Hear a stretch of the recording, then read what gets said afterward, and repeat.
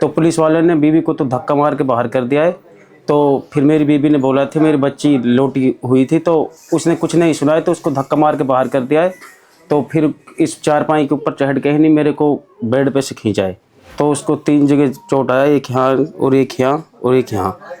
फिर मेरी बीवी ने बच्ची देखी तो बच्ची का नाड़ पे पाम रखा था, ही बच्ची ख़त्म हुई पड़ी थी। कभी लेडीज़ पुलिस नहीं लाते, किसी भी घर में किस हालात में रात में है एंट्री कर जाते हैं।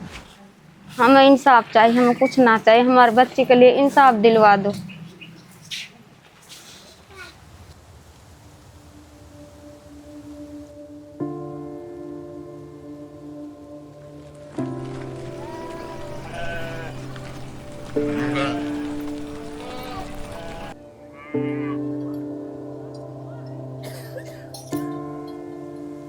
सुबह 6 बजे पुलिस आई थी। तो कुछ लोग डंडा तोड़ के आए थे, कुछ लोग गेट पे आए थे।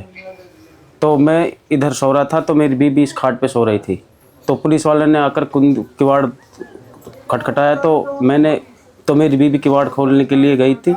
तो पुलिस वाले ने बीबी को तो धक्का मार के बाहर कर दिया है। उससे कुंडी खुड़खुड़ाई है ना, तो कुंडी खुड़खुड़ाई तो मेरी बहन कर दी धक्का दे के बाहर घर से।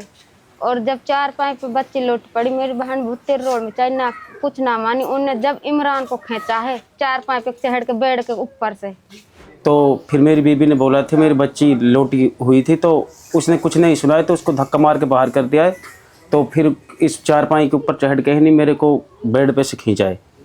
तो तुम्हारा लोकेशन लग रहा है। मैंने कहा सर मेरा लोकेशन किस चीज़ का लग रहा है, ना मेरे पास कोई पर्सनल फ़ोन है ना कोई 2 नंबर का फ़ोन है, तो किस चीज़ का लोकेशन लग रहा है, उनको अपनी तलाशी दो। तो उसने फिर मेरा तलाशी लिया तो मेरे पास कुछ नहीं निकला। तो एक पुलिस वाला मेरे को बाहर ले गया खींच के, कमरे की तलाशी लेने दो।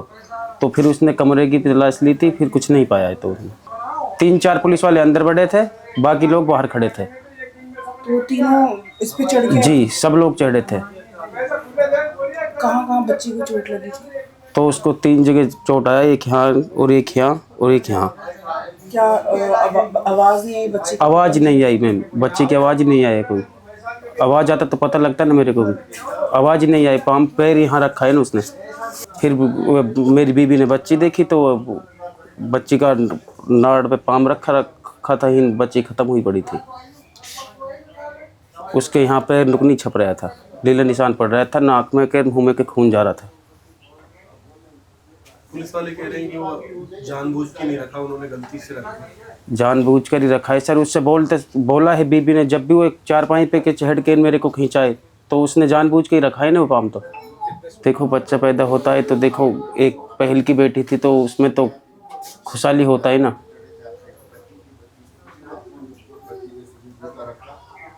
क्यों हो रहा है आपके साथ ऐसा, क्यों हुआ, क्या लगता है आपको? अब देखो सर मेरे को तो इस चीज़ क्या मालूम। कुछ मैंने बोला है मैं मेहनत मजदूरी करता हूँ, मेरे पास कोई वही नहीं है, तो फिर भी क्यों अत्याचार हो रहा है इस चीज़ का मेरे को क्या मालूम। हमें इंसाफ चाहिए, हमें कुछ ना चाहिए, हमारे बच्चे के लिए इंसाफ दिलवा दो।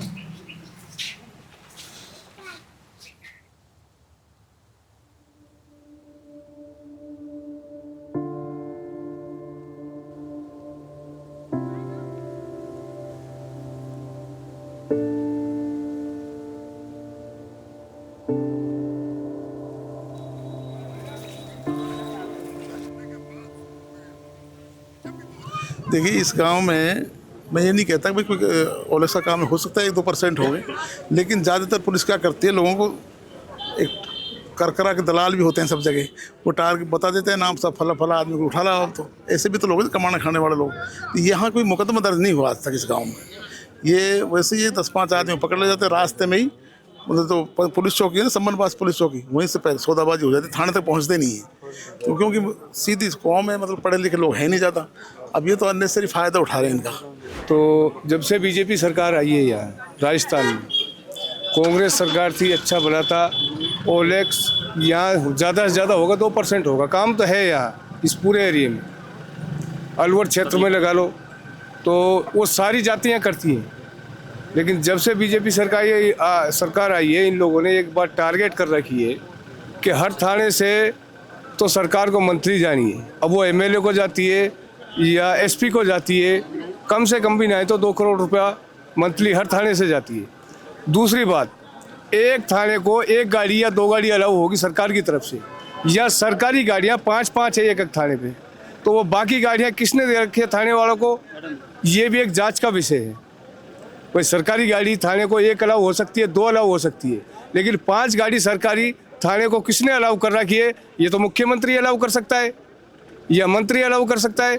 और वो 5 गाड़ियाँ सुबह 4 बजे खड़ी होती हैं, उनमें स्टाफ होता है 5-5, 6-6, 7-7 आदमी, और वो स्पेशल किसी गांव में 2 गाड़ी चलेगी, किसी में 4 गाड़ी चलेगी, किसी गांव से 10 आदमी उठा लाए, किसी गांव से 20 आदमी उठा लाए, कुछ मोटर बाइकों पे आते हैं, सेवल वर्दी में आते हैं, ना महिला को देखते हैं ना बुजुर्ग को देखते हैं। जो भी हाथ लगा उसके धक्का मारा बुजुर्ग को या महिला को धक्का मारा, कोई लेडीज पुलिस नहीं आती इनके साथ, और मनमानी का इतना ना बच्चों को देखते हैं, और रास्ते में इनके सौदेबाजी हो जाते हैं। चौकी है सम्मलपुर बास, थाने में नहीं जाता है।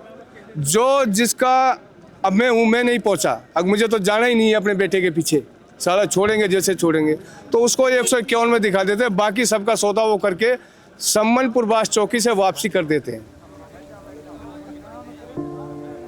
तो इसकी वजह से मैंने वीडियो नहीं डाली थी। मेरे पास अभी भी वीडियो है उनकी बाकायदे, सबका फेस दिख रहा, सबका चेहरा दिख रहा। कम से कम 6-7 लोग घुसे थे मुझे पकड़ने के लिए।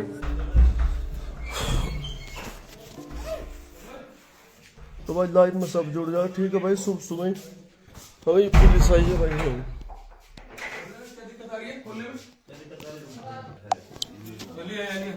लाइव चल रहा हूँ, जो मैं वीडियो बना रहा हूँ, मैं लाइव चल रहा हूँ, ठीक है। हाँ कोई दिक्कत नहीं। एक मिनट मैं चलने के लिए मना नहीं कर रहा हूँ।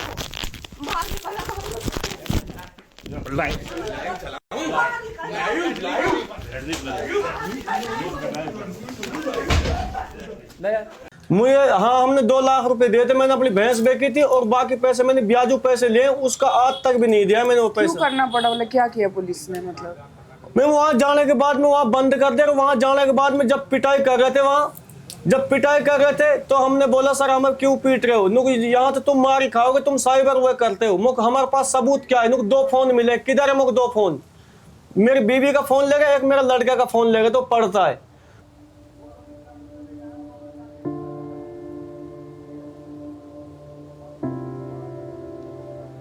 कि पुलिस साइबरी ठगों के बहाने से मेवात में घुसती है, और जो भी मिल जाता है उसको पकड़ लेते हैं, जो पैसे धेली मिल जाते हैं उसको छोड़ देते हैं। ये असल जो मुलजिम है उनको तो पकड़ते नहीं है, वो तो मंथली भेजते हैं इनके पास। तो ये इन्होंने ठग का काम कर रखा है पुलिस डिपार्टमेंट ने। आज की तारीख में जो मेवात में हालत पैदा कर दी इन्होंने, ये जीना हराम कर दिया मेवात में। तो ये मसला है। अब हमारी मांग ये है कि जब तक ऐसे अधिकारियों को रोका नहीं जाएगा तब तक ये आंदोलन चलेगा। ये मुद्दा तो सारे देश में चल रहा है, और हम ये भी देख रहे हैं कि बड़े बड़े लोग भी कर रहे हैं, बड़े बड़े नेता भी कर रहे हैं, बड़े बड़े अधिकारी भी कर रहे हैं, लेकिन मेवात को क्यों टारगेट किया जा रहा है? इसलिए कि सरकार बीजेपी की है और मेवों को टारगेट किया जा रहा है।